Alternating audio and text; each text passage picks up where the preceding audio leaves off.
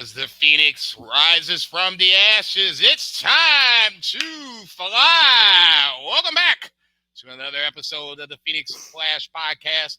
I'm one half of your humble host, Jason Cornelius Bell, JCB for those who know. And on the other side, the left side, it's still weird to look at you, but I'm starting to get used to it. Your boy's liking it. It's my favorite N-word, Brett Jager, one half of the Brain Buster Boys. BJ, tell me something good. Yo. Hey, I said it before we started, but the NFL season starts tonight. Me, a Bengals fan, should be another big year for us.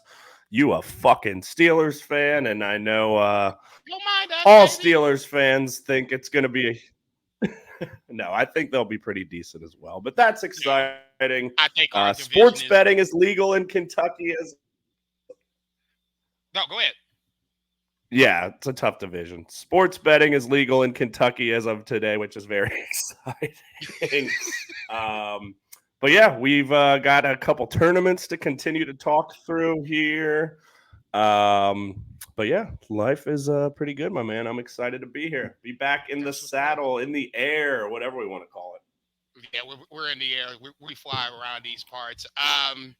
Let's just break down the 13th episode of PSP, or it should be the 14th, because of this one right here decided that they wanted to be cute and mess things up. Which should really be the 14th, but it's the 13th. But nonetheless, let's talk about what we're going to break it down this afternoon. First, we're going to break down the last 5 nights of the N1. Talk about my man Manabu Soya, who I'm going already said was my MVP coming out of this tournament. Amazing tournament. I want to give him some flowers and show him some love. Second, we're going to jump over to Stardom, talk a little 5-star and their special 5-star special from Hiroma. I guess that was on 9-3. Sounds right. Brett once again has his thoughts, and once again, I will hold my tongue for now. And I feel like I have to defend my girls, so that should be interesting. A little discord in the middle, and then on the back end, we're going to talk about a little New Japan. Obviously, New Japan has been AWOL since we have last talked, since the end of the G1, but it's going to start back up starting tomorrow morning. Bolton Oleg versus ZSJ for the World TV title, and then we're going to have a pretty solid card on the 924 show. Was that 1, 2, 3 title matches, Naito and Cobb for the G1 title rights, and then Shingo and Great Okan in some sort of banger match that has not had a stip for that, but we will talk about that here in a second. So let's talk about a little N1. I know we were talking before we recorded that we wanted to jump to the final and then work our way back, but I wanted to talk about the 27th show, because the 27th show sets up a lot of, well, it basically sets up the final, and I think arguably it was had the match of the tournament on that same card. So let's just jump down towards the matches that quote unquote matter. You had Del Dr. Wagner Jr. versus Manabu Soya. So obviously at this point, Manabu Soya, Go Shiozaki, Nakajima, all in the, and Hio kind of on the outside in, were all in the mix for the B block, winning the B block. Soya had to win and get a little help going forward. He got his dub in 12:07 over Hio Del Dr. Wagner Jr. I gave this 4.25 stars. So it puts the pressure on the Axis team, where basically this is a win and gets in scenario.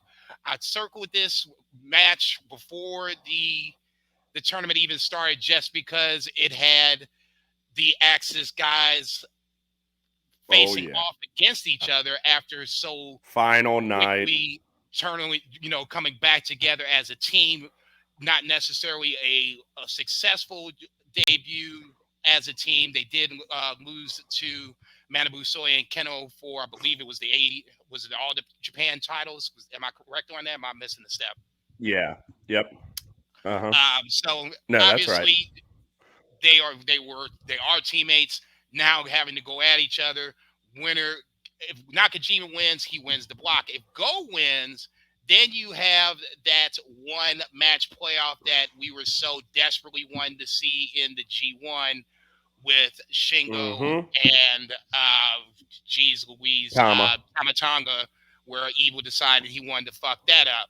Uh, Go decides he's not going to let Nakajima fuck that up. He wins in 14:53. So in this scenario, you have a tie at the top of the B block between Go Shiozaki and Manabu Soya. First time ever, one match playoff to win the B block. But let's talk about those two matches first. What's your thoughts on the two matches leading up to the one match playoff? Yeah, both damn solid as this entire tournament I thought was. We talked about it last episode. A lot of new blood in this tournament. They kind of Mm-hmm. got out a lot of the old guys, brought in a lot of younger guys, a lot of guys from outside the company. So it was a nice new mix of guys and made for a really an entertaining tournament. And yeah, I thought, this final night of block action, so to speak, was definitely one of, if not the best shows, of this whole tournament. And yeah, I went 4 stars on Wagner and Soya and 4.25 on Nakajima and Shiozaki, both under 15 minutes there. So for the time that they got, I thought both were excellent and not a surprise really on either winner. I mean, I know coming into the tournament, I had picked Keno versus Nakajima in the finals. But pretty much right after our buddy Azar, a couple days in the tournament, he's like, I think it's going to be Go. And, knowing that Go had never won it and just kind of as the tournament was progressing, definitely felt like that was the direction we were headed. Now, you said it off the jump, Soya MVP. I don't think I can disagree with that. And I mean, I think that was definitely one of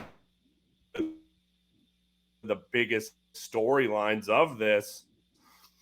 Pre-tournament as well, kind of breaking free of Congo, becoming an kind of on the best run that I've ever seen him by far in Noah. And, that held true with the match previous. I think it was the show previous where Soya and Go had the draw that I thought was outstanding, the 30-minute draw where they just beat the shit out of each other. Not a decisive winner. So in the scope of the tournament, this made perfect sense for those two to tangle again with everything on the line. And then, of course, you haven't mentioned it yet, but also the A block final, that night of Jake Lee and Keno, another excellent match as well. That's what I was getting ready to go to next, because obviously we have to figure out who is going to win the A block, with Keno stumbling out of the block early, very similar to Nakajima coming out 0-2, but then going on a nice little run of wins of matches. Hey man, you can't sit on that. I gotta read off of that, buddy. Nice little run of matches where you had him beating Kiyomiya on 8:26, and then I believe, trying to find the other one, he lost to Jack Morris on. I'm sorry, Kaito Kiyomiya ain't in this tournament. Okay, I'm like, what? Masa Kiyomiya. So he didn't start 0-2 then. He lost his first match to Adam Brooks, and then he lost to Jack Morris. It was kind of middle of the tournament. But, both of those were definitely surprised, right? Like Morris wasn't his second match. So it lost to Brooks on 8-6. Didn't let me double check. Did not wrestle on 8-9. Beat Inamura on 8-10. So I apologize. He won his. No, you're good. Match. But it was definitely an earlier, too early losses for him. That Inamura match we mentioned last recording, still one of the best matches of the tournament. Probably finishing top 3 for me still. But yeah, point being, he stumbled out of the gates a little bit, but you knew he was going to be there at the end. Obviously, the story in the A block was who's going to beat Jake Lee. Right. He had I think 2 draws, right, against Kitamiya. And then one against Morris on 8-20. Too many fucking tournaments going on right now. Right. I mean, G1's, but a lot of these running simultaneously. a lot of shit to keep track of these Amen, days, baby. just in Amen. Japan, let alone everything going on in the States too. But Hey, a hard yeah, I mean, problem to it have, but really I'm did. willing to. Again, yeah. Sorry, I can tell we're having some slight connection issues here. I think we're good, but yeah, little delay here. But I think you look at this show, start of the tournament. You see Keno and Jake Lee. You see Nakajima and Go. You're thinking, okay, winners of each of these matches go through. Now, the wrinkle we didn't really expect was the Manabu Soya piece, as we said, who had a fucking hell of a tournament and absolutely Mhm. deserved to be there at the end. So, couldn't really ask for much more in terms of coming into a final night here. That's for damn sure. The question was who could beat Jake Lee, and no one could. Obviously, he had the two draws, which made things a little more intriguing. He couldn't pull away from the A block. He got points, but never got the full loss per se until we run around at the very end where once again Keno has made a run and he has a chance to where the winner of the Keno Jake Lee match wins the block outright. I thought this was one of the better matches of the tournament, especially in a scenario where it was a win and get in scenario. I think that adds a little more to the match itself. To me, it's like a title match. I went 4.5 on this. It went 22-38. Keno wins the match and subsequently wins the A block. I don't think this is a huge surprise. No. I think we both can agree that neither one of us could ever would think that Jake Lee would win the block per se, especially as the champion. You're going to be there waiting for whoever wins the tournament at the end. So there's no point of the champion winning the tournament unless you want to come up with some sort of elaborate angle. Obviously, they didn't go that route. Thoughts on Keno winning the block? It's been a while since he's won. It's been a while since he's been champion. Obviously, we have the date set. I believe it's not the Marufuji uh, 16th or 17th. I believe it's the 24th of Mm. September is the set date for Keno and Jake Lee. I thought they were going to wait a little while longer, but I'm glad they're going to pull the trigger now.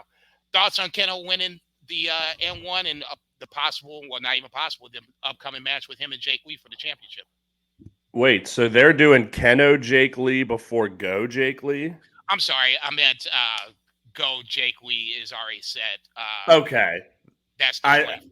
That's what I figured, but obviously with Keno beating Jake Lee, he has technically earned himself a shot. But I didn't think they would do that before No, they're Go. going with the So N1 winner yeah, and which go makes total Shiozaki. sense. I just hadn't looked too far ahead yet. But why I love this is what I just said. It does have Keno have a stake to that championship at some point, unless Jake Lee loses, which is certainly possible. But yeah, I mean, like you said, didn't expect Jake Lee to win the block, but they certainly booked him about as strongly as they possibly could without doing that. Again, not having a loss until the final night and losing to one of the top guys. And, that loss doesn't hurt him at all. So, yeah, I thought the match was great as well. I went 4.25, bordering on 4.5. Jake Lee, a lot of his matches, he's kind of got the slower start, but this one really ramped up towards the end. Crowd was super hot for Keno. Mm-hmm.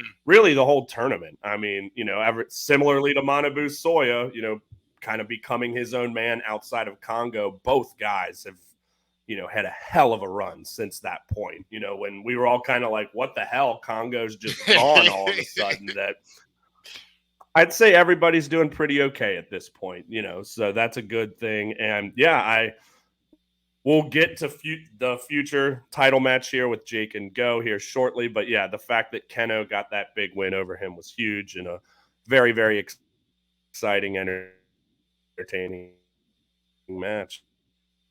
So um, let's yeah, talk about good the shit. let's talk about the one match playoff where once again never been done in Noah before, but we're going to do it here. You had Go Shiozaki versus Manabu Soya, 22-33 running time.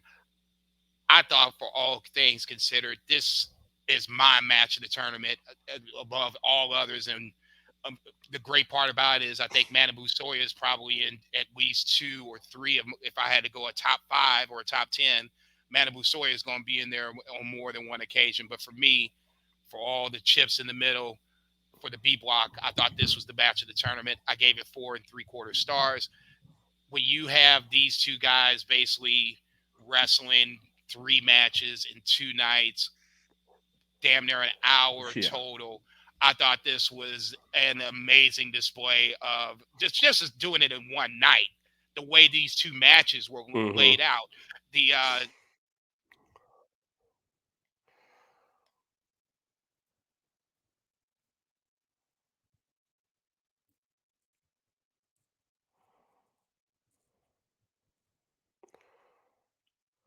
Fuck.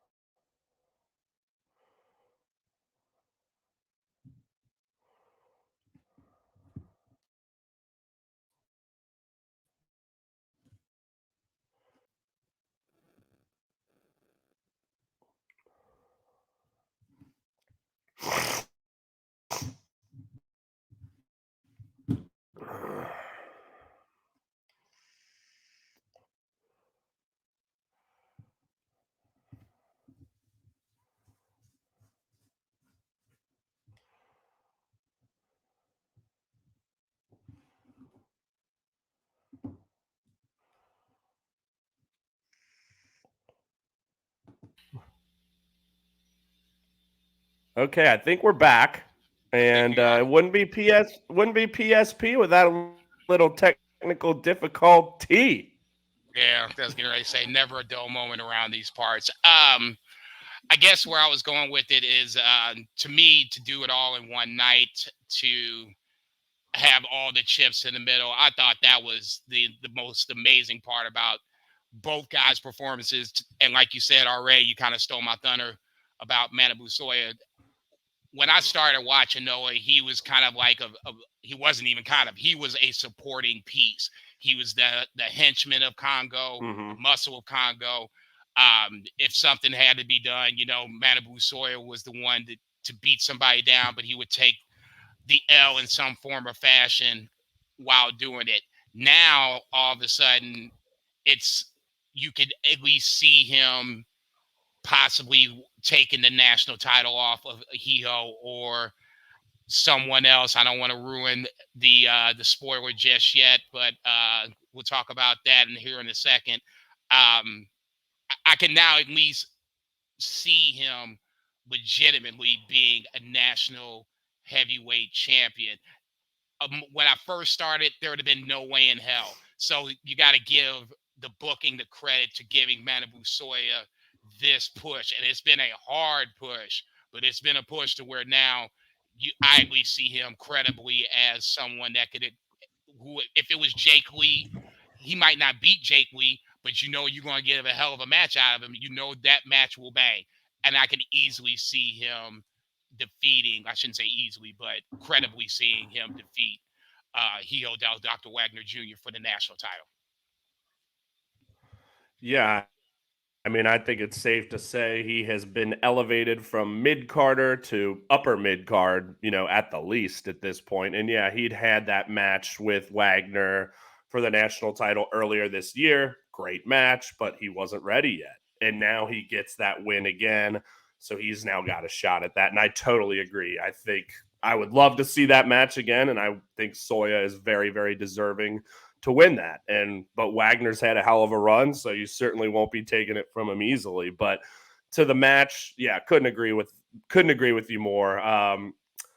Hadn't really decided whether the Go Soya 2 or the final was my match of the tournament. They're number 1 and 2 for me. I went 4.5 stars on both. And yeah, like you said, just the scope of this one night and knowing that Go and Soya did it the night before and there wasn't a decisive winner, it was just awesome. I mean, everything on the line here, all the stakes in the world, and just these two guys just going out there and may the best man win. You know, fighting spirit, heart, everything that defines these guys was all on the line. And, you know, at the end of the day, I am Noah yet again. I can't even, there we go. He's back.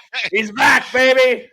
And I mean, I know, you know, we talked about Go Shiozaki in earlier episodes and how you hadn't really seen the best of him because, you know, he had that incredible run in 2020, which I think is kind of when you were starting to come on board. Yeah, and that's like before he I was started really watching. Yeah, and I think he was top 3 wrestler in the world during COVID. In that run he had was so good, and then obviously took a lot of time off, had another injury, so now he truly is back. What was it? I am Noah, come back, coming soon, or something. When Something he like first that. came Yeah, it's back, like fucking hilarious. But I think the comeback is complete. Obviously, we'll get to the final here shortly, but yeah, we are seeing. I mean, again, he's 41 now. Go, I'm saying, you know, his best days are behind him. But man, what he did this tournament was at least, you know, as good as we're going to get from him these days, I think. And I mean, he's awesome. Just that true baby face. I mean, I know you've only seen a handful of Kenta Kobashi matches, but you can definitely tell that that was his mentor because he's just very similar in a lot of regards. And yeah, can't say enough about Soya either, man. Like, just excited for what's coming from him and just so impressed with how he really took the ball and ran with it this tournament. somebody else I wanted to give flowers to and has a win over Dr. Wagner Jr. is one Lance Anoa'i. I thought he was one that I wanted to keep my eye on. I watched him in MLW more so, once again, as a supporting role to Jacob Fatu. So I wasn't really too sure what we were going to get from him coming in. And he was obviously one of the more impressive individuals in this tournament. What's the future with Lance Anoa'i? Do you want him to come back a second time? Is he going to get a national title shot against Hiho? What are your thoughts? I'd be happy to see it. I mean, with Noah and the foreign talent, so to speak, I mean, it seems like it's been a lot of like cycle in, cycle out. I mean, Wagner's one certainly that's truly established himself, but, you know, Stallion Rogers, you know, you've got a lot of these guys that kind of come in and out, like Saxon Suxley. You know, he's kind of been a little more immersed these days. Anthony Green now kind of more, you know, full time. But yeah, I mean, I had never really seen Lance before because I don't really watch MLW, but you know, he certainly looks the part. He's got the pedigree, the bloodline, so to speak. Right. I wouldn't say he blew the doors off by any means, and I don't think I had like a 4-star match for him, but I was impressed. I mean, you know, most of his matches weren't very long either, but he's certainly someone different in Noah, you know. Not really many Samoans over there. And but yeah, I liked what I saw. And sure, maybe they do he and Wagner first. Wagner gets the dub, and then maybe you do Soya maybe at the New Year's show. I think that's definitely, I don't know. They probably have at least one big show this fall. But I mean, that's definitely a marquee matchup, which, you know, that New Year's show is always one of their biggest of the year. So maybe they'll hold off for that there. But yeah, I'd be down for Lance and Wagner. I mean, I don't think Lance would win, but I'm here for it.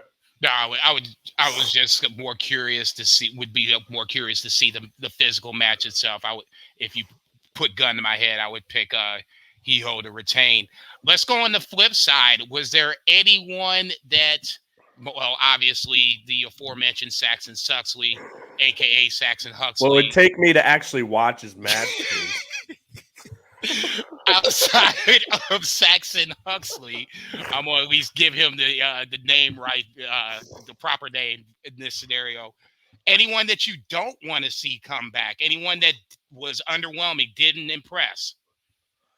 No, I mean, honestly, the most underwhelming, at least by results, and they're fucking kicking him out for now, is Inamura. I mean, I know he's going to Progress, I think, which is fine. But I mean, even though he didn't get a win, the guy, we know what he can do. And as I mentioned, I think his match against Keno was one of the best of the tournament. And then on the night of the final in that six man, they really gave him a showcase there, tossing everyone around. But beyond that, I mean, let me pull up the full lineup here real quick. But off the top of my head, no. I mean, Daiki Inaba is a guy who obviously he had the injury, but I thought he was, had the match against Nakajima, maybe one of my favorite matches he's ever had. So, like, I'm not going to say him. I mean, honestly, Thatcher is one that did not really impress me much. Mm, However, not to the point where it's like I don't want to see him anymore, but just his matches generally just didn't really move the needle too much for me. Not that they were bad, but because Tom on our group text said something about, oh, I hear Thatcher's doing well. I'm like, yeah, he's been fine, but like at least in terms of like performances, like he's probably definitely the bottom third in terms of like people whose matches I was most looking forward to. But right. I mean, while we're on the subject, just kind of holistically, like I thought Adam Brooks really impressed me. I mean, he only ended up with 4 points, but got the win over Keno in night one and just generally looked like a tough son of a bitch who I enjoyed watching. And then on the other side in B block, Yuma Anzai, Hmm. similarly, probably even more impressive. I mean, that guy would just go out and take a fucking beating and keep getting up and keep getting up and fight and fight. And he's what, 23 and definitely a future star over in All Japan. And it'll be interesting to see, if he kind of, Noah generally now is like accepting of other Japanese companies. We now have Ryohei Oiwa over there who we'll get to. So who knows if we'll continue to see Yuma Anzai over there or if that was just like a, hey, let's get him some reps over here for the time being. But I guess just to round it out in terms of outsiders, Yuki Yoshioka from Dragon Gate. Hmm. Not all of his matches hit for me, but again, generally pretty impressed with this guy and liked what I saw and finished with 8 points. So, but yeah, overall, I said it from the get go. I thought the tournament, this injection of new blood and youth, I thought was a great, great thing. Did I miss guys like Sugiura, Masato Tanaka, Fujita? A little bit, but I think this was definitely the right call. Now, I have no problem with the, especially in this scenario where it's guys I haven't seen before or guys that, Exactly. Yeah, it just really opened us up to, for me, like Lance Anoa'i, Yuma Adam Brooks. Anzai, Yoshioka, all these Hmm. guys. It's like, okay, now I feel like I know a lot more about you and want to see a little more of you. Yeah, I wouldn't mind seeing more Dragon Gate if it wasn't like $10 a month. If I read that right, that's crazy talk to me. Just some quick side notes on things before we talk about the final. I know we've been talking about Hijo del Dr. Wagner Jr. He and Lance Anoa'i had a tag match, and post tag match, they won the tag match. I can't even remember who it was, Adam Brooks and somebody else. I didn't even write it down. Um, Post match, Psycho Clown from Oh yeah, AAA came back forgot and about that. attacked Hijo del Dr. Wagner Jr. So I believe Psycho Clown's going to get that first shot Okay, on yeah, that 9 to 24 show where Go and Jake Lee are going to have that shot. Now gotcha. we're talking about your boy Saxon Suxley in that same 9-3 show where they crowned Go as the champion. He and I think it was a 6 man. It was GLG versus like Real, Yep, Jake Lee, Morris, and Anthony Green. Green versus Suzuki and the tag champs Suxley and Thatcher. Um, Anthony Green, I believed, pinned Saxon Suxley, so they're going to get, they being GLG, Anthony Green and uh, Jack Morris are going to get a tag title shot out of that. I believe that's the same show as well. So see, there you go. You got a chance to get GLG some more gold and get Saxon Suxley off the tag title belt. So there you go. It's all going to work itself out. There we go. Let's talk about the final. Yeah. Obviously, now we are down to the final two. I would have missed the B block winner. I didn't even think about Go Shiozaki. Damn you, Azar. Where were you at like a month ago when we initially had talked about this? But we did get the A block winner correct in Kano. A block winner, Kano. B block winner, Go Shiozaki. Longest match of the tournament? Yeah, Yep. because there was no time limit. 32-48, Yep. bell to bell. Shiozaki obviously wins the N1, his first N1. Didn't know that until I was watching it the night of. I was like, son of a bitch, it's his first chance of winning. Oh, well, great. Now I know who's going to win. Didn't even know who was going to win at that point. But yeah, like you said before, Azar opened the door. And as we walked down that path, it came to fruition. I gave this 4.5 stars. I think this is on the list of matches of the tournament. It just, the moonsault this is the first time I've seen Shiozaki do any sort of moonsault. So when he was going up to the top, I'm like, what you doing up there, old man? You need to come on down there. Yep. And he misses it the first time. I'm like, fuck, this is where he's going to lose right here. Kano's going to jump all over this like I expect him to do, which he did. But Shiozaki holds him off, hits the second moonsault for the win. And it was like, to me, that was like the exclamation point. I'm back, healthy. I wouldn't be doing 2 moonsaults if I wasn't healthy type shit. So yeah, it was a nice win for Shiozaki winning his first. But to me, other people, obviously this guy right here stood out more than Shiozaki, even though he did won the tournament itself. Talk about the final, thoughts on the final, and Shiozaki winning his first.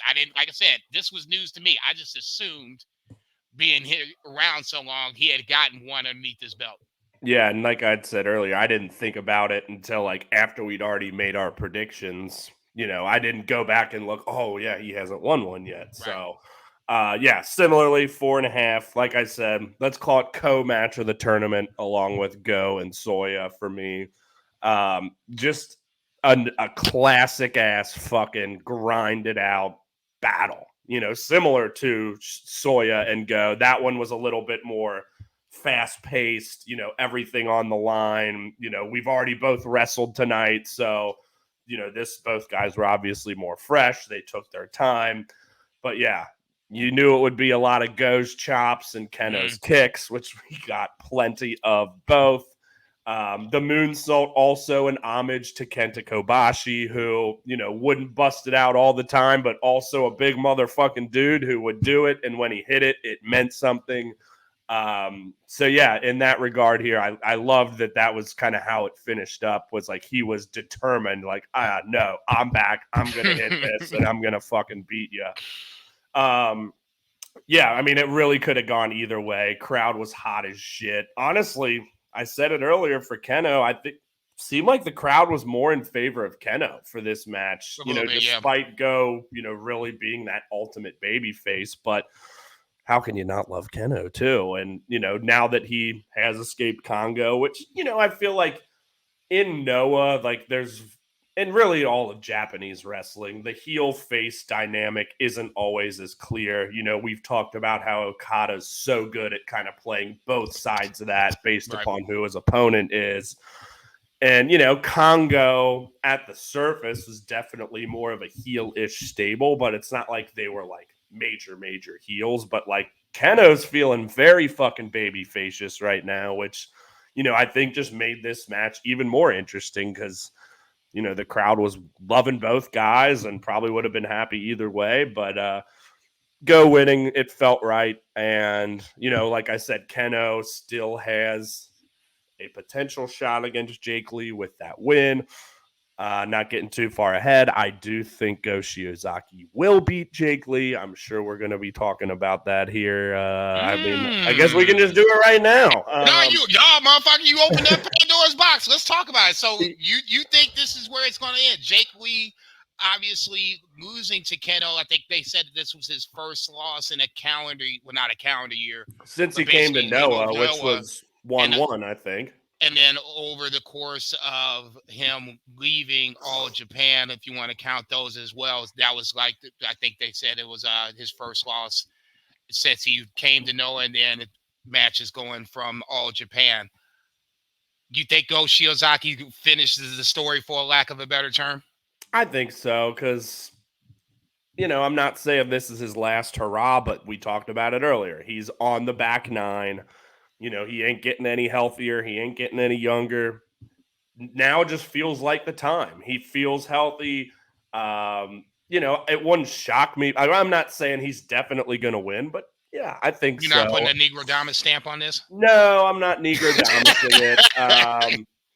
But it just feels like the time. And yeah, he had the win last year. It was over Kaito when it was vacant, and then he lost it directly to Kojima. We've been through the hot potato shit from last year enough. Ping pong, bing bong, back and forth. Yes. I feel like he's earned the right for one last big run here at the top. And now just feels like the right time. Because if not now, when? When? Granted, like I said, Keno's got a shot. Fucking Hideki Suzuki kind of staking a claim in that 6-man where those two were just going at it. Pretty much the whole match was those two it was going at it. Like there was one point where the camera shot was Jake and Suzuki on the outside, but then on the inside there was action going on in the inside. I was like, I don't even care what's happening on the inside. Yep. Stay here. So and I think it's at least intriguing where you would like for it to be with the title on the line, but for Suzuki and Jake, I don't think it has to be. It just feels like it's two horses that are just trying to stake their claim. Jake Lee's definitely making enemies. That's for damn sure. Ain't no doubt about that. But yeah, that's kind of where I'm at right now. I think Go will win. Granted, I'd say let's call it like a 67% chance in my mind. I don't think it's by any means a certainty, but that's definitely how I'm feeling right now. I take it you are not feeling that way. A part of me, well, you kind of was talking me into it, but let's just play devil's advocate, contrarian, whatever you want to call it. I think Jake Lee's run has been amazing. Oh, it absolutely has. It's been not a nice, discounting that, stable force where, like you just said, we had played. We needed. Yeah, where we played hot potato with the title for whatever reason, COVID, injury, or otherwise, just booking purposes. I don't want to see Jake, and this is not a knock against Shiozaki. I thought, like I said, if it wasn't for Manabu Soya, he'd probably be my MVP of the tournament. I want to see Jake against Keno with the title on the line. Yeah. I didn't know I wanted to see him versus Suzuki until all of a sudden those two jokers started to mix it up. I want to see that with the title on the line. I'm not saying that it wouldn't. I'll go this far. It won't surprise me if Shiozaki wins, because I agree with everything you said up to that point. All the reasons you gave out there, totally agree. And I can see why they would pull the trigger. Noah's not scared to pull the trigger when it comes to title. We know that. Okay. Now, that being said, selfishly, I want to just, squeeze this stone a little more, see if we can get, a little more blood out of this stone before we, throw it aside. And I wouldn't be mad about that. But here's what I will say about this match. He defended against Nakajima, Marufuji, and Sugiura, correct? Yep. All phenomenal matches. The Kaito match when he won it, also excellent. I think this is the first one where there's real doubt that he could lose, which those matches were all great. Really kind of knowing he ain't going to lose to any of these guys. The Marufuji one was my favorite just because that was such an incredible throwback performance. And seeing him go like that against Jake Lee makes me salivate and horny to see him go against Will OSPREAY. Great call. Forgot about that. I think there's a lot of doubt going into this match, and I think it will make it the best match of his reign, win or lose. And I ain't going to be mad either way. But yeah, I'm going to sit here and I'm going to pick Go Shiozaki because I don't know. We may or may not record before that point. I mean, we've kind of been last few, it's been every 3 weeks or so. So I'm going to say Go Shiozaki over Jake Lee. But Yeah, it's gonna be a banger for sure. I will take Jake just for contrarian purposes. I like the fact that it's in doubt. I Yep. don't. The predictable isn't always bad, like Bill says. In this scenario, the matches that you mentioned beforehand, I all think that Jake Lee was going to win, but they were still good enough to where it There was made Jake doubt Lee created in the match, right. Yeah, Like which there there were should be. times where it felt, oh man, he could have lost there, but Yeah, like at the end of the day, you know, Jake was going to come out on top. But yeah, right. it's truly 50-50 coming in, I think. Even though I said 67 No, go, but like I truly think it is a coin flip here. I would. It's at least a coin flip. If And I not, can't fucking wait. I no, think I it think should be it'll good. probably be long. A lot of his matches have been long, but we know Go can author a hell of a fucking epic match for sure. So yeah, I'm excited. I can't wait. So you did mention it, but let's talk about that Marufuji Will Ospreay match real quick before we Oh kind of baby.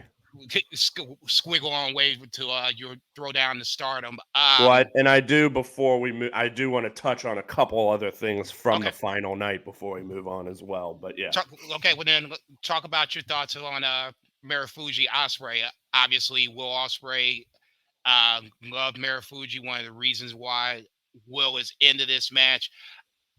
I didn't never really thought about it until I watched Marufuji and the way he and Ospreay move similarly. More, I should oh, say, more Ospreay moves like Marufuji, not necessarily like a 5-6 kick punch combo like you would see on a video game, but the heel kick, that's totally fucking Marufuji to a oh fucking yeah, T every time I see it. massive influence on him. Is And I this We talked about Will Ospreay being wrestler of the year, or at least on the short list. Obviously, he's added Chris Jericho to the list of guys that he's routed off on 2023. Marufuji's up next. I'm sure he'll have a couple other matches before the year's out. YOTA Tsuji, greatest wrestler on walking God's earth. 924, we'll talk about in the New Japan segment. Like that, we're gonna get there, but that is a cum-worthy matchup, baby. Talk about the Marufuji match before you bust it up. Equally cum-worthy. But I think I said this when we were together in person and we watched that amazing Marufuji Kenta match from I can't remember 2006 or whatever year it was. Like, and I did not come up with this take, and I don't remember where I got it, but that Kenta and Marufuji are not the sole, but definitely two of the biggest influences on what we could call this modern wrestling style. The Ospreay, the Kenny Omega, the Takeshita's, this fast-paced, strike-based, high-flying, kind of all-encompassed into one. These are, and especially Marufuji, because he was definitely a little more the high flyer, Kenta more the striker, even though they both did both so well. So you best believe I'm horny as shit for this. Fuck. And that Jake Lee match proved that he can still go. Like Marufuji has taken some. He hasn't had as heavy of a schedule of late. Let's put it that way. He's not been in, I believe, the last two N1s. He hasn't really had a ton of major matches in Noah. Right. He's been in a lot of multi-mans. The Jake Lee match notwithstanding. I think he's maybe even been fucking around in Dragon Gate a little bit, but he should be fresh. And, he's only 42, early 40s, but, like a lot of those guys, got a hell of a lot of mileage on him. But I think he's going to be fresh. I think it's going to be fucking awesome. Yeah. What else is there to say? I mean, I think Ospreay's obviously going to win. But yeah, it's going to be fucking tight. I believe Ospreay's actually, I don't know for sure if this is his Noah debut. He may have been there in the earlier part of his career. I'm not sure, but regardless, marquee match. Can't fucking wait. I think that probably should be the main event. I would assume on a night we're going to honor Marufuji. I would assume he and Ospreay will close the show. What are your thoughts? What were the thoughts you were going to talk about on the final night on that 9-3 show? Just wanted to just a few notes here. I kind of talked about it a little bit, but that 6-man with Marufuji, Sugiura, and Kitamiya against the 3 youngsters, Inamura, Yoshioka, Yuma, Anzai, but specifically Inamura, like Mm, that match was designed to make him look great and look like a beast on his way out, I guess. I mean, I don't know too much about this excursion he's going on. I know they said he's going to England. Sounds like progress, but like which I I like don't. progress. I'm a fan of it. Never, no problem with it. I was just honestly surprised Yeah, that this is the way that they were going. It threw me for a loop. It's Let's not misunderstand. Inamura was not going to win the N1. The surprise to me is that he didn't get goose a egg. single point. And And then wasn't now, even in it the year before because he was in like the N1 tournament. Just the booking with this guy befuddles me because we've seen how great he can be. The U.S. title match or the national title match with Wagner at the end of last year, which I believe was one of the first or like second Noah show that had a crowd, and they went fucking bonkers for that match. Inamura versus Keno in the N1, I just mentioned it. I'm sure there's a number of other matches that I can't remember, but like the guy's got it. I don't think he really needs to figure out anything else. Why are they holding him down from a booking perspective? I mean, it feels like this has been 3 years of this shit. Or I guess 2 real. I feel like for me his breakout was the 1-1 show of last year where like he and Kenta, I think were in a tag match opposing each other. It was like sounds Kenta's right. comeback and Kenta really put him over. Yep. What are we doing? I mean, 0 points with outsiders getting 8 Right, points. right. That to me was the real trippy part. I mean, Yuma Enzai was the guy. He If got you want, 4 points. right, I was going to say if there was anybody that I thought would be scoreless, he Yeah. would be the guy that would lead the list just because he's, like you said, he's an outsider, super young. He's here for the refs more than anything else. When as the tournament started to go along and I'm watching, Inamura still not have any points, I'm kind of like you at this point. I don't personally understand what they're not seeing that I'm seeing because Yeah. I think you could easily make him a national champion in 6 months, easily, Yeah. if you I just booked believe him he's right. been a tag champ, right? I mean, I which the believe so. tag Yeah, belts him and Masa get. Kitamiya were tag Yeah. champs, but I mean, you saw how fast that was. So I mean, it's one of Yep. those things where was he a tag champ? Yeah, he was, but then they lost it real quick. I think they lost it to Thatcher and your boy Saxon Suxley. Suxley.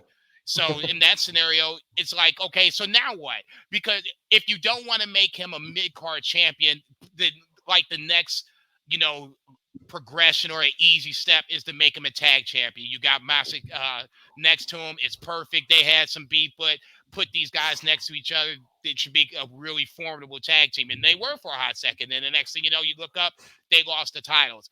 I, I'm just going to keep my fingers crossed that this is like the aforementioned YOTA Tsuji. He goes over to England, whether it's progress or otherwise, just tears it up and comes back and It just just feels like absolutely it's a fucking year cool. too late. Like this should have happened last year at this time. Like put him in the N1 last year, give him 0 points, and then have him like it just feels like it's a wasted year. It kind of Was last year the year that he lost in that one match playoff to to like get in the tournament. yeah, Yeah, I think so. So he was in the I said N1 Wrestle One, which is a company like Masato Tanaka and Suguro both dabbled in. Like he was right, in right, their tournament last year instead right. of the N1. But like you said, we've seen it. We know what he can do. We know how good he can be, but the booking has just held him back. So we shall see. But not similarly, but additionally, the semi-main, which was Kaito and Ryohei Oiwa over Zack Sabre Jr. and Ogawa, went 25 minutes, which I felt was a little too long. But Yes. I thought it still was an awesome match. And one, like, fucking Ryohei Oiwa, baby. He was He cooking. he Crowd got was fucking loving him. he went out and got some little some of that beef on that. God damn.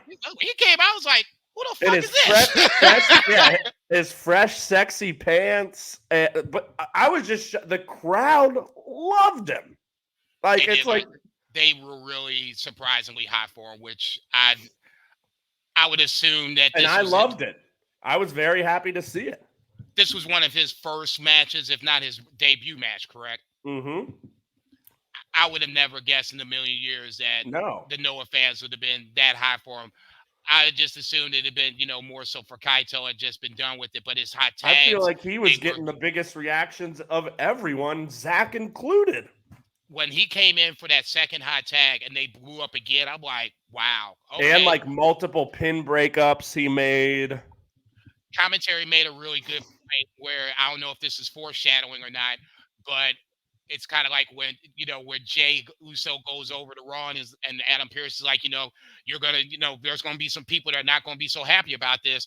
Commentary kind of made that same point where it's like, Yeah. Rio Owa has come over, and now there might not be some people He that may be taking your see him spot, jump. motherfucker. Right, exactly. So that's where I'm like, okay, so who's gonna be the first guy that catches Onwa slipping by himself? Because at some point he's going to have a singles match.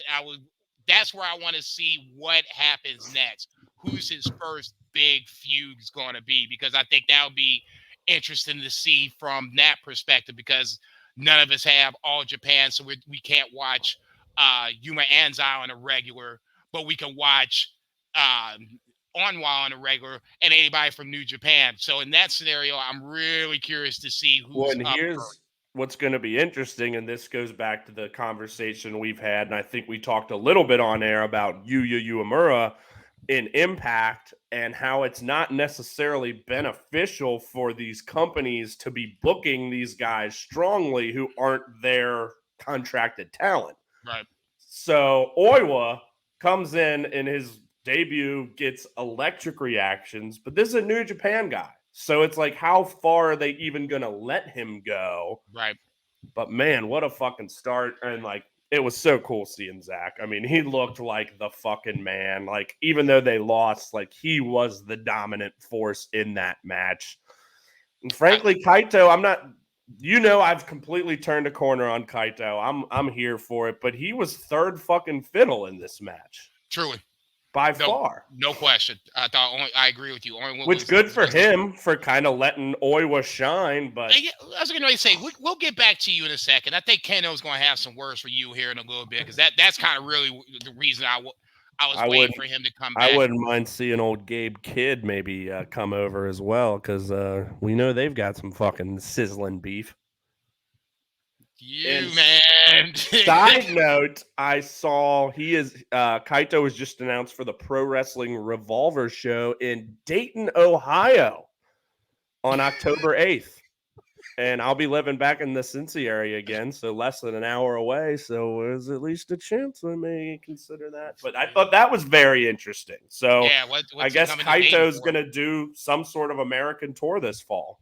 No, that's good. I just going to say any eyes on Noah that aren't on Noah should be on Noah because I think arguably it's the third best Japanese promotion. Real quick, because I don't think we've talked about this, and I don't think we touched on it post G1. And now Kaito coming to the States kind of makes me think about it more. Him being in the G1, him now coming to the States, really kind of bolstering his just profile in general and his star power. Mm-hmm. Do we see him signing with New Japan here in the very near future? Wow. It was a big topic, or had been a big topic on the Super J Cast, which is my favorite, New Japan podcast, other than this one, of course. But of course, like they were talking heavily about it, and just obviously, if he had maybe made a run to the playoffs, maybe that would have been a little bit more indicative. But they booked him very strongly out of the gate. It's something to talk about. I mean, especially because he's like Noah's one young, established talent. That I don't even like to use the word golden boy, but in this scenario, I think it would definitely apply. I think I'll answer a question with a question. Do you think New Japan loses Will Ospreay? Oh God. I know. I didn't because I want to think talk about that this.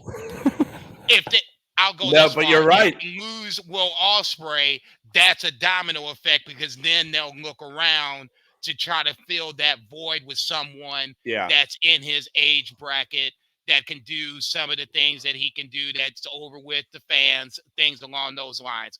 If New Japan loses Will Ospreay, then Kiyomiya is back in play.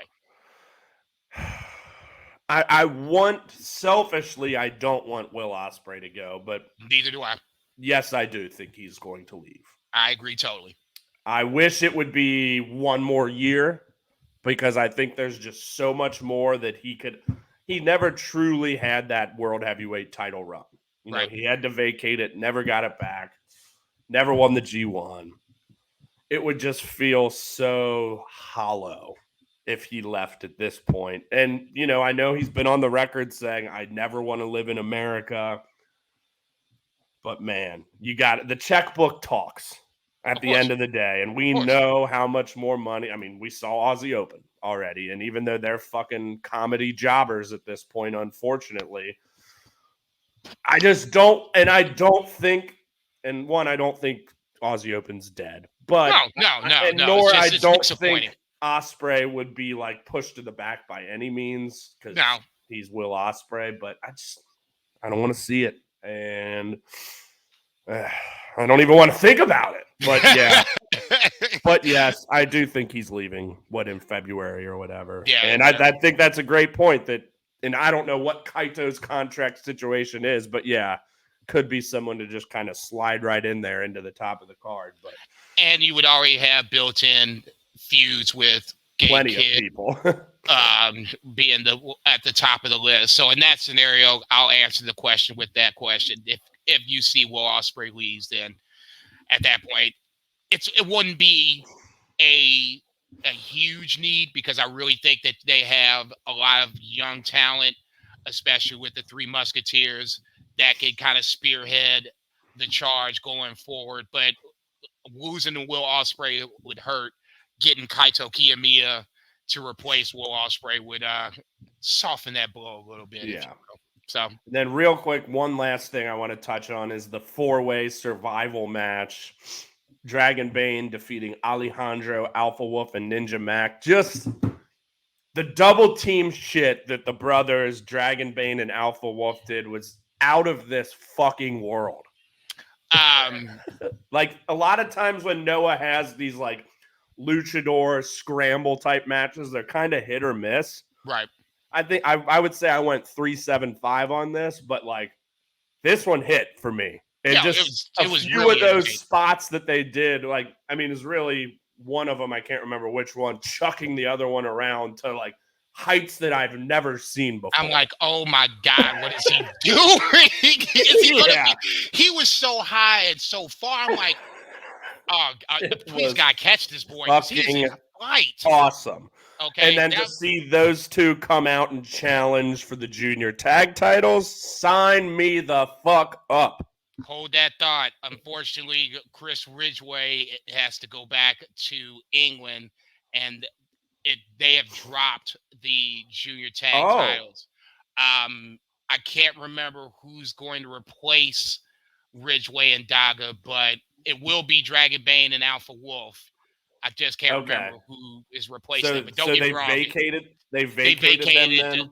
Okay. Yeah, I think it's for personal / health reasons is what I saw on Twitter for the reason why Chris Ridgway won't be able to defend the titles. That's a shame too, because I feel like Ridgway's a guy that, you know, haven't seen a lot of, but the more and more I've seen him, the more and more impressed I've been. And ever since they kind of figured out all this dumb stinger bullshit that had kind of dominated the whole year of what the fuck are they doing? Oh, shit. Ridgway and Daga kind of, all right, they seem like a nice unit that I've enjoyed. So that's kind of a bummer, but I'm still pumped to see old Alpha Wolf and Dragon Bane do whatever the fuck it is they're doing. Yeah, it was just enthralling. Like, whoa, I've watched a lot of wrestling in my life, and I've never seen that. No, them boys is in flight. I love the fact that the junior division is always something. Yeah, literally. there's always some match I'm always looking forward to, even when it's like, Hayata versus fill in the blank. I'll look forward to that because somebody's going to end up in the front row at some point. Hayata stinks. I mean, I still like Hayata, but that's just me. I like a lot of people that most people don't, so that's just my And you know cross what there. else? You know what else stinks? Oh shit! Wonder Ring. I'm kidding, but that felt like a fucking perfect Nice segue right No, there. because you called it mid this afternoon on Middom. our text thread, And again, I'm still a little bit facetious here, but it not still ain't what it really. is. It still ain't what it was. So I'm thinking about stuff. I'm at work. We're texting about, are we still good for today? Yada yada yada. And you were like what we're going to talk about. Noah Stardom, and you called it mid Stardom. And now I'm reading the text, and I'm like, wow, is it mid? And I had to really stop to think about it. Am I feeling like it's mid too? So once again, I'll allow you to start. You have the floor. I have my own reasons why I think it's quote unquote mid, but the floor is yours. Proceed to shit on my second favorite promotion in the world. So, in a vacuum, no, Stardom is not mid. But compared to how great it was the last 2 years, fuck yeah, it's mid, and it's not even close to that in my eyes right now. And granted, I do think part of it is I will continue to be behind on the 5-star just due to life and so much fucking wrestling and it being no commentary often. And one thing I didn't mention is like you can't Chromecast it, so that's like another small barrier to entry. Is I have to like plug in an HDMI in my computer, That's and yes. the way the shows are online, it's one match every time. So that means I have to get up out of my ass and change the match every time. So just logistically, that's one thing. But am I still enjoying it? Yeah, duh. And I mean, as I told you before, like there's multiple nights of this tournament I've skipped, haven't watched, but I did just watch all of the 9-3 show, and you know what I came out feeling? Underwhelmed. I thought it was a pretty mid show. 2 matches. You're talking the up to bottom, the show itself, or you're just talking about the 5-star matches itself? No, the whole show. And man, I feel like the last 2 years, like anytime they had one of these like pay-per-view type shows, they always knocked it out of the park. And ever since old Tam Nakano became champion, I don't think they've knocked it out of the park once, other than that night, that Stardom All-Star Queendom, which was one of the best shows of the year, period. But man, like even the main event, who had Julia, my girl, my favorite women's wrestler, flat as hell. And someone, Risa Sarah, who I'm excited to see because I haven't seen her in a minute, but it was just off. I didn't think it was a bad match by any means, but just, some couple like botchy things here or there. Knowing Julia was going to win, just didn't feel drama, wasn't into it.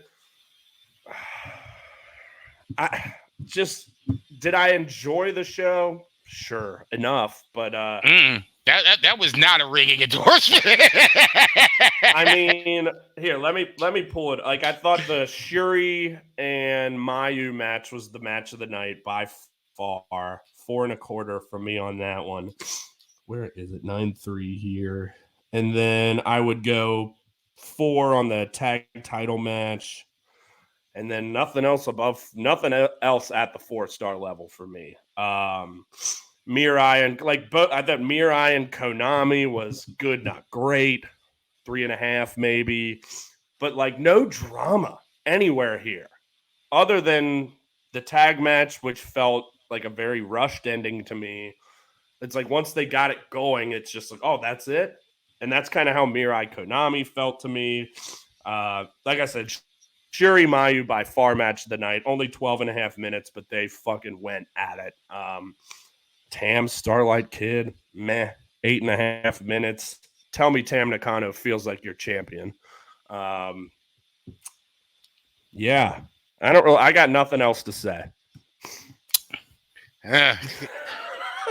You left me a little work here. That's okay. We're gonna work this thing on out. But and it's not a bad. It wasn't a bad show, but I was expecting so much more. So much more. No, just for this show, and for those who aren't sure which show we're talking about the 5-star special in Hiroshima on the 9/3 date, which it had commentary because they'll have these. Just like that Stardom by Stardom on 8, 12, or 13, which is the last big one we reviewed, that had commentary. But like by and large, all these matches or all these shows are without it. So again, this one, bigger show, commentary, full production, just fucking fell flat for me, man.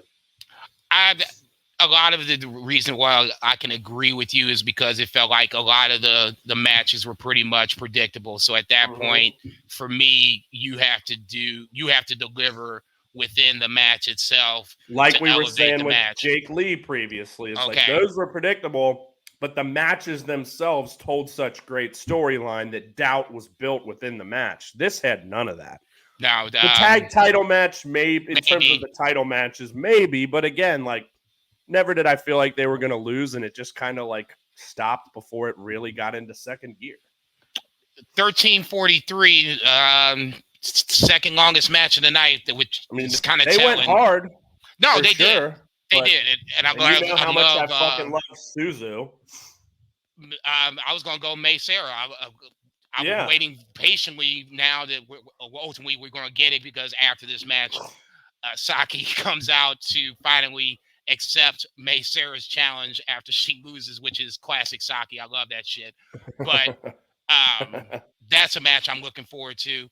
But the one match that I was like, this is why I want to watch this, and I didn't buy it, obviously,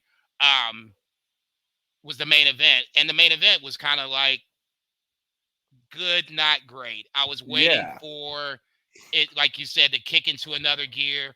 It went outside early. I was like, okay, here we go. This is just going to be another classic Julia. We're going to fight until nobody can fight anymore. It didn't even go 20 minutes. And I was like, wait, what the fuck is this? That's the... If there's anything about this show, the 5-star matches aren't going to go 20 minutes. Obviously, you got a 15-minute time limit. Okay, fair enough. But the 3 big matches, the tag match, the white belt, red belt, I expected 15 plus minutes on all 3, and only one of them was 15 plus minutes, and that was the main event. It didn't go too much further than that.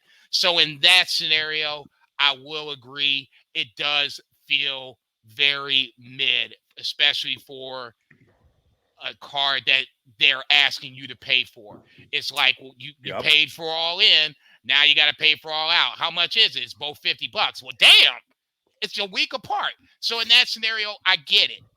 I'm not mad at anybody for it. I just thought the matches themselves, like you said, just take the matches. I thought they were good, just not enough to elevate the entire card. Shuri Mayu, I thought, was probably one of the better matches of the night, just because it was name value first coming in, and then they came in and they delivered. And just banged. Yeah, that was what? 12:30. So I mean, Shuri's had a fucking hell of a tournament. I mean, duh, but like she is just every time out there. It's like I'm the bad bitch. Come get some if you want some. I'm interested to see that UF, or let's try this again, UWF match between her and Mina Shirakawa. That was a spinoff from this 9/3 show where they're going to make that match coming up here in a little bit. Azumi and Utami challenging Natsupoi and Sari Anu for the Goddesses of Stardom titles. So I mean, we have some intrigue and there. And then we did have, and I watched on Watch Wrestling, so I didn't have subtitles. But Suzu came out after the main event with Julia. Do you know what that was about? I don't. Because god damn, I wouldn't mind seeing that again, but too bad it's not for the red belt. But that meaningless red belt, it's not. It means less than this red belt. I'm kidding, but I was getting ready. Chris All just right, man. happened to be- All right, Christian, calm down.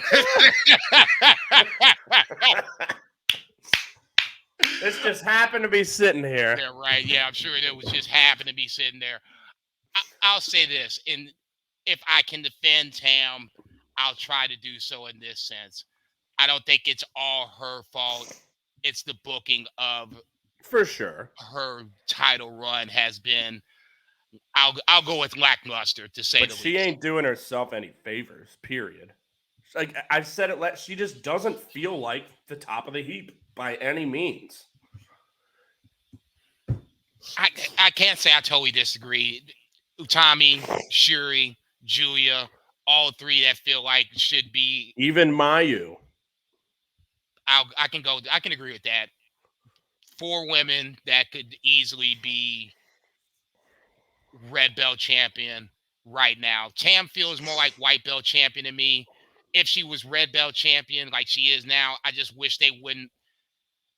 They Couldn't pulled the you trigger couldn't have made too her early. double champion. That's one of my Yeah. biggest problems with this Yeah. run. Making her double champion. If you're going to do that way down the line. Have her knock down like 8 or 9 title defenses, and then come around and build Shirakawa up, build Tam up. Now you got these 2 Titans have been running roughshod over the their 2 divisions or whatever the case may be, and then do it at the end of the year for their last show. Do it like that. I just think part of the problem is they pulled that trigger too early, and then they actually did it. I don't need to say any more on any of this shit. I feel like I've already said it all in the previous 2 or 3 episodes. You did take a nice little dump on these jokers. Let's jump to the actual 5-star itself. Let's talk about a couple of shows that I know you watched. The 8:15 show entirely, correct? That was 5 matches with Soriano and Momo, Mina, and our girl Mariah May, Shuri versus Suzuki. Yes, I did watch all of those tournament matches. Yes. Okay, I was going to say, and this was a good one. This to me is the quality of matches that we haven't seen on a regular basis through the 5-star, and I think more so of a reason why we're calling it. And when I say we, I mean you are calling it. Where you've had some good matches, you've had some good moments, but you haven't had a night where it's like, oh man, this match is coming up. This should be a good match. Oh, this match should be a good match. Whatever the case may be. This 8:15 show I thought was really good, even though I thought Soriano losing to Momo was a little much for my taste, but I've been asking for Momo to get a push, so I guess I can't be complaining about both things at once. It's just kind of like, damn, why you gotta, take the win over Soriano. Mariah May gets a big win over Mina Shirakawa. I totally thought Shirakawa would win this because obviously this is the battle of Club Venus girls. Mariah May, another one I think on the way to AEW, gets a big win there. Know. Shuri defeats Suzuki. I'm at the point now where I'm just like, can we just put out what the fuck? Well, I mean, it was Shuri, so we, let's not get too mad, but we really haven't seen a lot of Hazuki at all. She's got like 4 points, and 2 of the points is from Saya Kamatini, who's not even in the tournament. It's the opposite of last year, starting out with nothing. So I'm still holding out a minuscule amount of hope that maybe my finals prediction will stand, but I know it won't. I was getting ready to say, I'm fucking pissed off about it. Let's talk about really the story of the A block, or red block in this case. I'm getting my blocks confused. These damn tournaments. Red block is really down to 2 women, where you have Natsupoi at 9 points, but then the leader in the red block is Nakatsu at 12 points. Interesting run where she did make a point where she had beaten the leaders of Stars in Mayu Iwatani. She beat Jesus Christ, Utami, and she's beaten Mina, if I'm not mistaken. So, I mean, in a scenario where I have no idea. No, I'm just beat Tam. I'm sorry, she beat Tam. That's that's the third one that she beat. Mayu, Tam, and Shuri, basically all in a row, all leaders of their own units. She's knocked them all off in this run, and basically sounds like she's gunning for Mayu's IWGP title when it's all said and done. Is that a move that you're okay with? Usually we just have the one title that people are gunning for after the 5 stars, the red belt. Doesn't sound like Nakatsu wants the red belt. She wants Mayu and the IWGP title. Are you okay with that? Sure. Too many fucking belts at this point. This is beyond Stardom. This is just really New Japan has too many belts. AEW has too many belts. These belts don't mean shit anymore. That's a whole complaint about wrestling in general, though. But yeah, it's fine, whatever. But also, here's another big complaint about this tournament. And yes, part of it is my watching has been very inconsistent, but because it's so spread out, because the schedule is so fucked up, like we talked about before, like last year's G1, where it's like you'll have someone wrestle on 3 straight shows and someone else you won't see for 3 shows. So it really makes it hard to follow. Like, I would have had no idea Natsuko was at 12 points. No fucking idea. Granted, I've skipped some of her matches as well, but I just pulled up the standings. I'm looking at this. Like, I feel like there's enough to go where she's not just going to like walk to the final. I don't know. And with all the other names in that block, it just feels hard for me to believe that Natsuko and Natsupoi are going to be the top 2. You know, granted, they have been wanting to push Natsuko for sure, and they have been.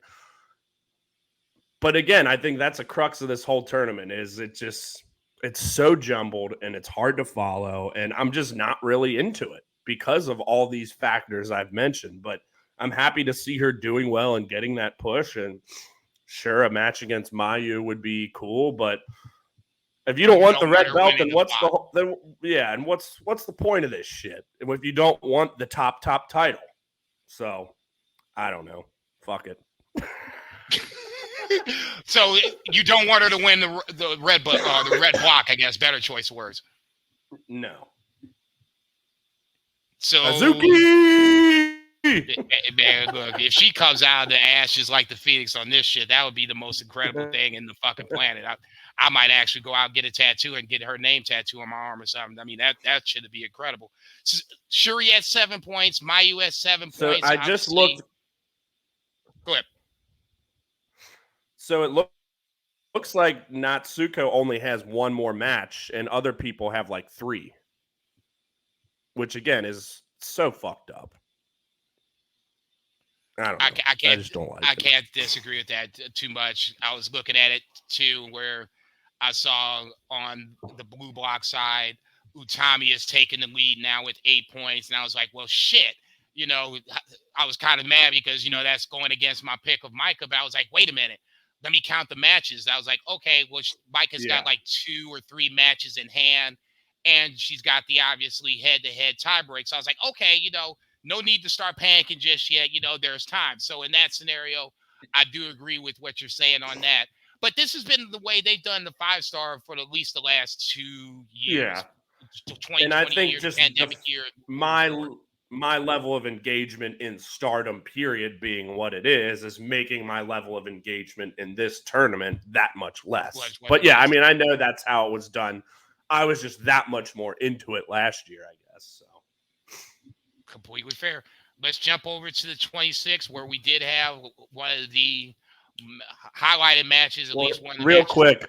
I do just so that night, I basically had 2 at 4 stars, Siri and Azuki, Azumi and Utami, Mayu and Tam draw at 4 1/4, and then I had the other 2 at 3.75. But I do real quick, since this was Mariah May versus Mina, and last year I think Mina was the real like breakout star. I think this year it's Mariah May. Looks aside, she's been turning in the performances, getting the crowd on her side. A lot like Mina did last year, where she's a lot more than a beautiful face. She's a fucking ass kicker too. And that's one thing I've been really happy to see. But I do also agree she will be heading to AEW at some point sooner than later. But regardless, it's been nice to see her growth in this tournament as well. No doubt. I was going to say if you don't take away the big names, Mariah May has been the one breakout superstar of this tournament. Great match against Julia. Great match against Utami. Lost the Julia match. Lost the Utami match. But it's still coming out with just performances where you can see why Tony Khan and others would be interested, should be interested if they're not already, in Mariah May. I think part of her growth is just her immersing herself in the Japanese culture, learning the language, and just being a part of a Club Venus faction that just seems ultimately just fun. Not funny, fun, bubbly like Cosmic Angels is bubbly, funny. It's not like that. It's like the next tier down. They kick a little ass, but they do have their fun as well. So in that scenario, yeah, Mariah May, I would say, is the one that really stands out amongst all others. A lot of these other women, in some form or fashion, have gotten some sort of push with one fashion or another. Mariah May hasn't had that. She's come in and really, at least on this, especially on this back half, starting on this 8:15 show, she's had some really good matches on the back half of this tournament. So someone to watch out for. Knock on wood, hopefully she stays. But if she does leave, Tony Khan, you better not fuck her up. That's all I ask.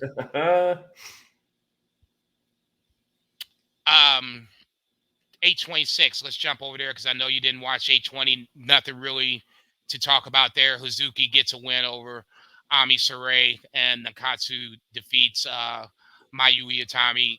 Fuckery for Nakatsu. Hazuki better beat Ami Sarai. God bless you for it. 826. Nakatsu again beats Tam Nakano. Fuckery there.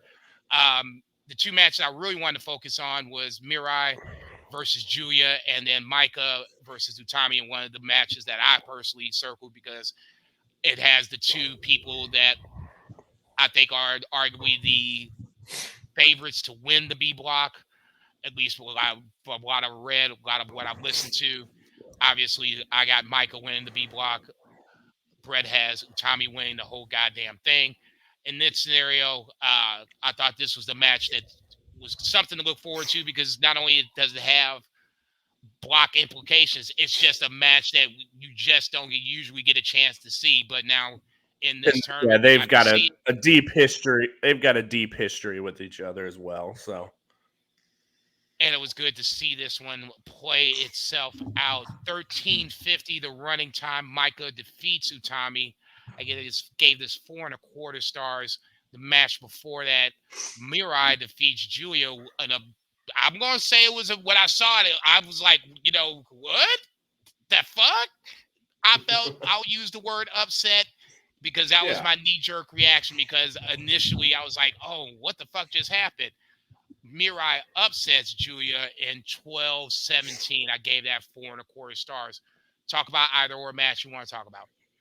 Yeah, I was 4 stars on both very solid. Definitely an upset for Mirai, but not shocking. I mean, she's the white belt champ, obviously former Donna Del Mondo briefly.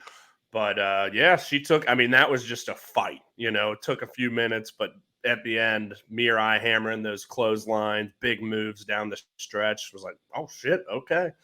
And then Micah Utami again, I feel like this was going to be a 4-star floor, and that's what I had it at, but it definitely delivered. And yeah, Micah getting the win, could certainly prove big, down the stretch potentially. But with the draw, I know she's at 5 right now and Utami at 8. So unless Utami has a draw at some point, which is certainly possible, that may not come into play, but definitely a big win for sure. But yeah, good stuff here with both of these.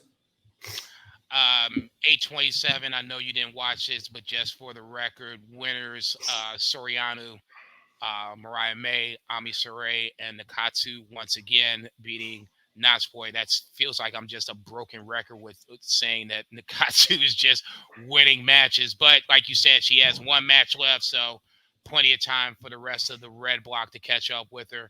Uh, 9-2. That's the um, Hiroma show. We already kind of talked about that. And then the most recent show that just came out, the 9-3 show. Um, Utami beats Momo.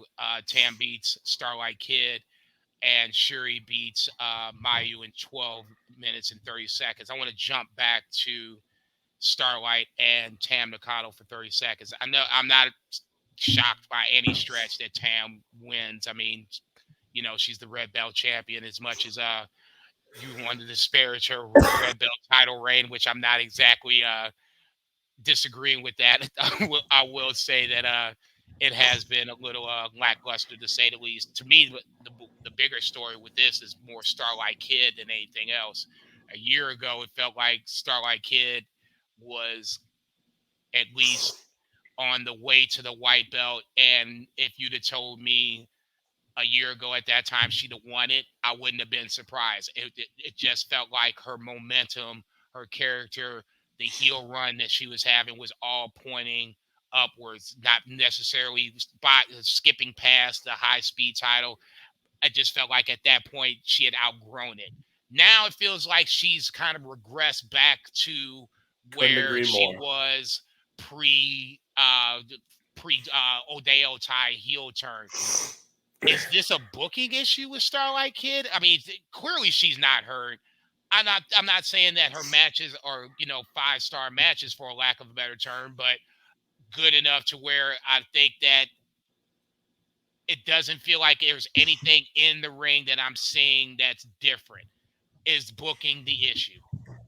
I think that's a big part of it, but I wouldn't say she's lit the world on fire at all in this tournament. I'm not going to go through them all, but I can't pinpoint any matches right off the top of my head. I'm like, oh, that was it. So, granted, I feel like it's been a lot of short matches for her, under 10 minutes as well, like this one. And I totally agree and was thinking the same thing when watching this match, particularly, is damn, she's really kind of fallen far. She's had the two incredible matches with Azumi, the one last year that was a match of the year candidate, and the one earlier this year that was a little step down, but still amazing. It's like we know how great she can be, and she's had that character dialed in. But yeah, like the last several months, she's definitely getting lost in the shuffle, that's for sure. So yeah, Couldn't agree. it's No, just I couldn't agree more. another thing I'm not thrilled about here. The new blood tag titles aren't necessarily doing it for me there. All right, so obviously caught up on Stardom. Are you changing your picks at all? You gonna stick to your guns? I mean, I'll stick with you, Tommy, to win it all. I mean, obviously, I really don't think Hazuki's making the final, but I'll just stick with my Utami pick. Yeah. All right, fair enough. Let's jump over to New Japan. Obviously, we talked a little bit about New Japan sprinkled throughout the show, but let's do a little focus more so on New Japan. The Destruction Tour starts actually this morning. Feels like it's been forever since New It Japan's been around, but really has. G1 was a lot. I think I still have a little G1 fatigue from time to time where it feels like, matches and tournaments are like, is that the right? Am I thinking the right match? Is that the right So thing? much shit going on. Yeah, especially when A block, B block, red block, blue block. It's it's even when I was trying to keep the 5-star right and it's red block, blue block, I still wanted to call it the A and the B block. Neither here nor there. Matches that are coming up. Let's start with the simple matches first. This morning, I believe it's the main event. You'll have the young lion Bolton Oleg versus Zack Sabre Jr. Don't know too much about Bolton Oleg outside the fact that obviously a young lion. I believe his major background is he's a wrestler, like a legitimate Roman record, Let's try this again. Greco-Roman. Roman wrestler. Thank you very much. So that was his I guess his foundation for coming into New Japan, and obviously Zack Sabre Jr., one of the best in the business, the submission master himself. It should be interesting for the 15-minute time limit. I'm not saying it's going 15 minutes. I would probably say it's going a little less than 10, probably like that 9-10 minute mark, something like that. What do you expect to see from Bolton Oleg? We haven't seen a lot from him, especially him being a young lion. Are we going to be blown away? Is this a YOTA TSUJI match in the making where we all come away like, holy shit, Bolton Oleg's the next coming? I don't think it's going to be quite like that, but yes. It's only 15 minutes. That was once in a lifetime, baby. But no, I think we are going to come away and be like, okay, this motherfucker's got it. And similarly, I haven't seen much of him. He'd had like an exhibition match, I think, at Wrestle Kingdom, and I've seen him because I don't watch a lot of the or early card, undercard, whatever, but the guy certainly looks the part. That's for damn sure. And I think, given that he is a legitimate wrestler, he's certainly got those technical skills. I think we're going to come away thinking this motherfucker is the man. And I think it was Super J-Cast that had said this as well. Him potentially eventually joining Bullet Club is kind of the muscle for the War Dogs, I feel like would be fucking tight. So, again, that was just them speculating that, but I'm like, ooh, that sounds like something I'm interested in right there.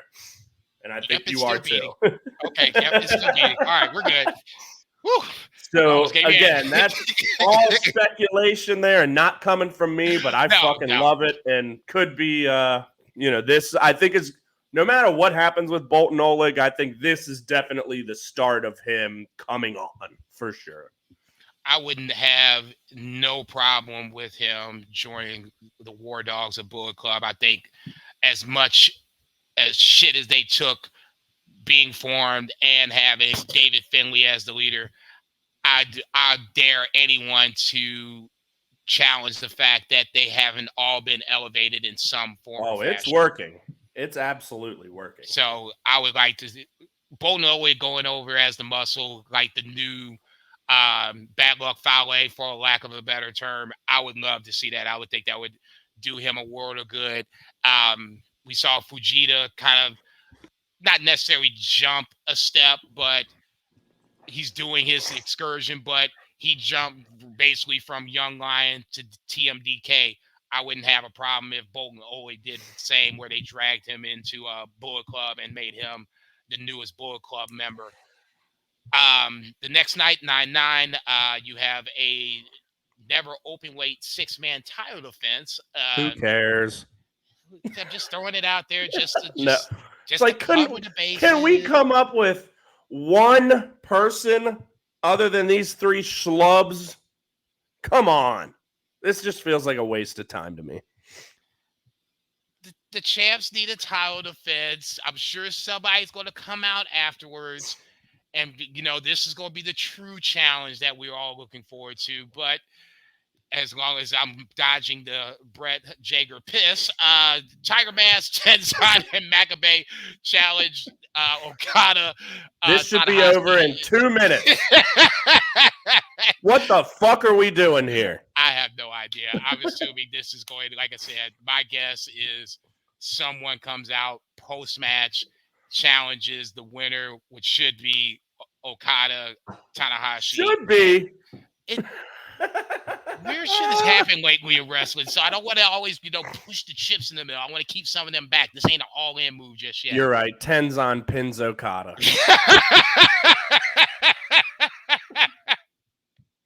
Woo!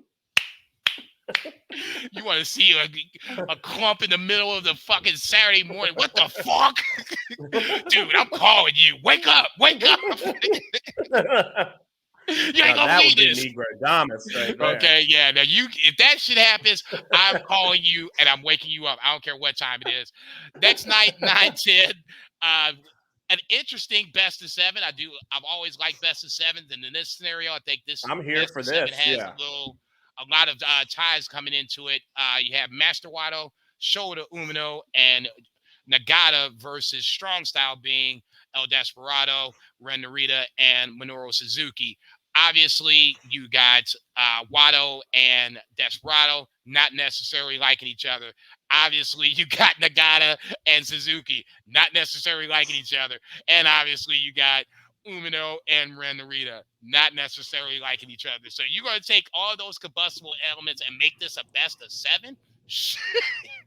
This might be, I'm whoever here wins for it. this should have the next crack, and whoever wins that 9-9 never open weight title match. This should bang from the start to the finish.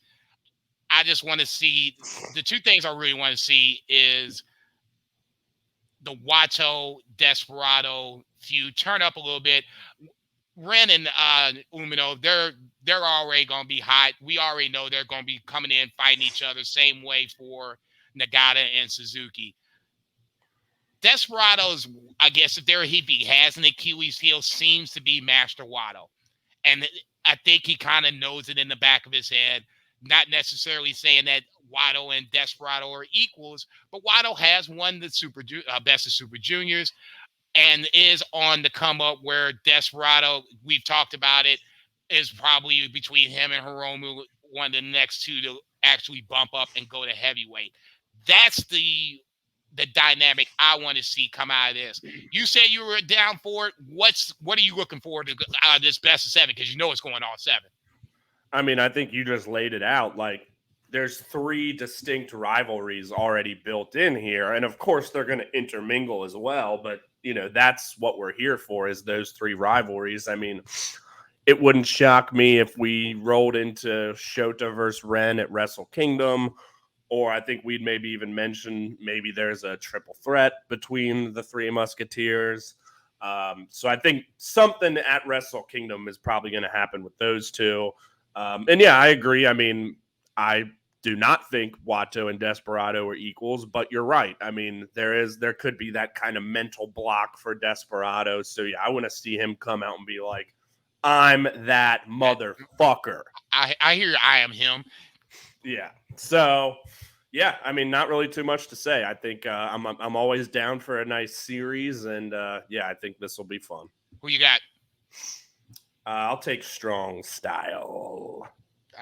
Unfortunately, will have to agree with you on that. As much as I would like to be contrarian, I think Strong Style is a team that should be still never open weight 6-man champions, but another story for another time. Let's jump to the big show, the Destruction at Kobe show. I believe that's 9/24 matches for that. Tai Chi versus Show for the KOPW championship. I'm sure that's going to be very, very interesting. Show. Tai Chi's looking for his pound of flesh after Show jumped Tai Chi, and Evil jumps Sonata, both taking the respective KOPW and the IWGP titles off of the champions themselves. Bishamon versus TMDK. Obviously, TMDK got a win over Bishamon in one of the pre-show, I shouldn't say pre-show matches, but undercard matches. They're going to hook up again. Looking forward to that. Shingo versus Great Khan. Not sure what the stip is, if there's a stip, but Great Khan and Shingo matched up together is just intriguing into itself, because obviously we're going to have to build to that. So I wrote that down because it was just curious as I saw that. No titles, no step, but like I said, just curious, because I have been very critical of Great Khan booking since he is basically upset at Naito. Speaking of Naito versus Jeff Cobb for the N1 briefcase title rights. Basically, the winner gets the shot. It is not for the briefcase. It's not, which is stupid, but no, it is a special singles match. I just made sure, because I remember reading or seeing that it wasn't. I don't know why, but it is a special singles match, which I don't get it. I guess maybe because last year Okada said I ain't defending this shit, so I don't know if, but it's not for it, which is really stupid. Wow. Doesn't make any sense why at it wouldn't all. be. Then why have the match? Yeah. Because I guess and again, I'd heard this on Super J-Cast. They were saying, like, well, Naito just may as well go and lay down. I ain't going to look. I'm not trying to get thrown around by Jeff Cobb by no stretch of the imagination. So, wow. Yeah, I don't like it. I don't like it at all. I just assumed that it was for. Yeah, as you would. as you would assume. Then why they? But whatever. Wow. Okay. Yeah. But the main event. Yeah, I was getting ready to say, sorry, it just took me 30 seconds to get my head off of that. Main event, very excited for YOTA TSUJI versus WILL OSPREAY. Obviously, WILL OSPREAY, I should say the IWGP United Kingdom Heavyweight Champion. Make sure I say the shit right. Rebranded belts, not even rebranded, but I love the fact that WILL OSPREAY is like, fuck you guys, I'm going to put my own stamp on this shit. Versus YOTA TSUJI, obviously, YOTA TSUJI has been the apple of our eye since he burst out on the scene against Sonata. I expect this to be one of the matches of the entire tour. It's got a 60-minute time limit. I don't even think it's going 60. Clearly, if you gave me 2025, I think that would be suitable enough time to get this thing done. Let's just ask the question that needs to be asked. Does YOTA TSUJI pull off the upset? I know that laugh. I know my answer. No, but God, I'd love it. It's going to be fun to watch. Yeah. I mean, assuming Ospreay does leave, but that's what makes it weird that he rebranded the belt to UK. But I mean, I assume they'll do Ospreay Omega 3 at Wrestle Kingdom. I guess. I mean, if not, what? But Ospreay's winning here, but it's going to be fucking awesome. No, I agree. I think WILL OSPREAY is the man to win here. It just feels like everybody he's coming across, and it's whether it's guys like YOTA TSUJI or legends like Okada, Marufuji, anybody in his way he's beating. And this is a ride that I never thought I'd see. But we talked about this on the first episode where our wish was to have all these promotions play nice in the sandbox so we can get matches that we haven't seen in a while or never seen before. This is one of those times where we were going to see it because obviously they're both contracted New Japan stars, but YOTA TSUJI coming in as getting the pin over Ospreay in that multi-man at the G1 final. Yeah. That to me was the big surprise of this, where I kind of thought Ospreay was going to defend the title because obviously he didn't win the G1. So who is he going to defend against was obviously the question. To see YOTA TSUJI do this was A, amazing, and B, immediately had me like, oh, tell me they're getting ready to do this. So obviously that's going to be the main event on that 9/24 show. Outside of that, I mean, I'd say I'm more excited for this than Ospreay Marufuji, and that's saying something.